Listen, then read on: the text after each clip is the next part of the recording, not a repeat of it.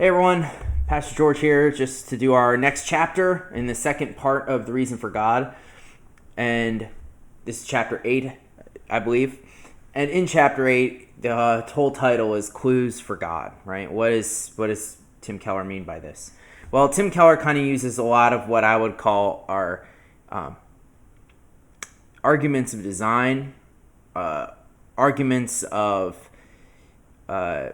being, right? So it's kind of just the stuff that you've usually heard, which I think by themselves are not enough to prove God's existence entirely, but when taken all together, help push us towards that direction, right? So, like, exactly how the universe is made, right? Different ways that it seems as though there's been some grand design and things like this, right? Things that people have explanations for, or they think they do, right, with science and things like that. But, like, when you add all these things together, it seems as though it's pushing towards some type of creative force in the universe. I actually think the strongest argument is the argument of contingency. And now contingency is a big word, but essentially it's the question of why is there something rather than nothing, right? Why is there a universe at all?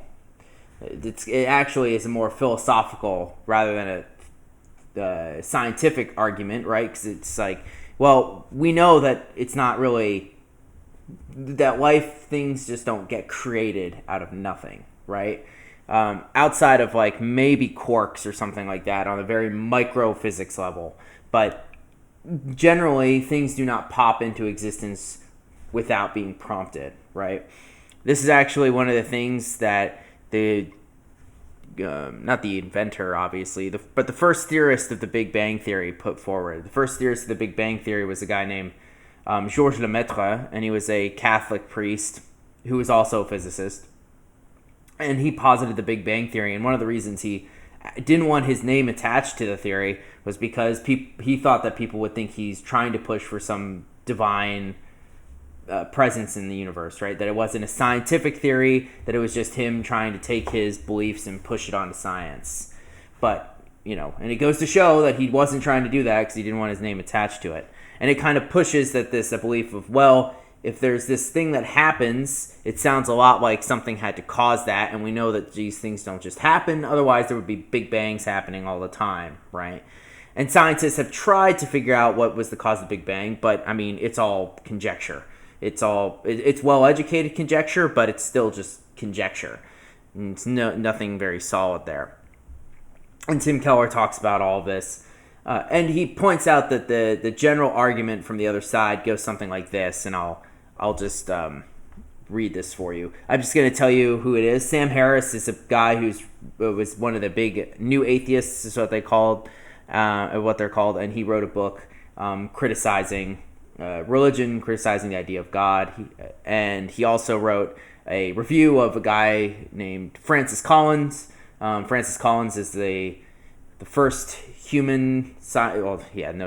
the first scientist, doctor, he's a doctor, to map the human genome, and he wrote a book arguing why God is scientifically possible. And Sam Harris is reviewing his book, and he wrote something, and that's what Tim Keller is responding to. So now you get the full context.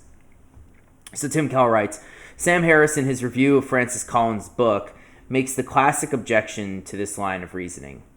In any case, he writes, even if we accepted that our universe simply had to be created by an intelligent being, this would not suggest that this being is the God of the Bible.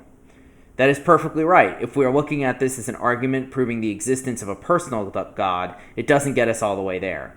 However, if we are looking for a clue that there is something besides the natural world, it is very provocative for many people, right? And the idea is that why is there something rather than nothing, right? So Sam Harris will say, well, sure, that's a good argument, but that doesn't get us to the God of Christianity.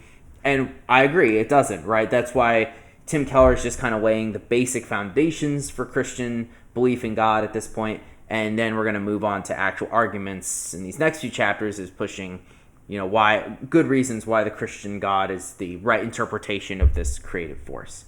So I hope you learned something new today. And I will see you tomorrow with the next chapter.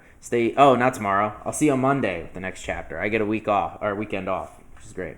So I'll see you on Monday.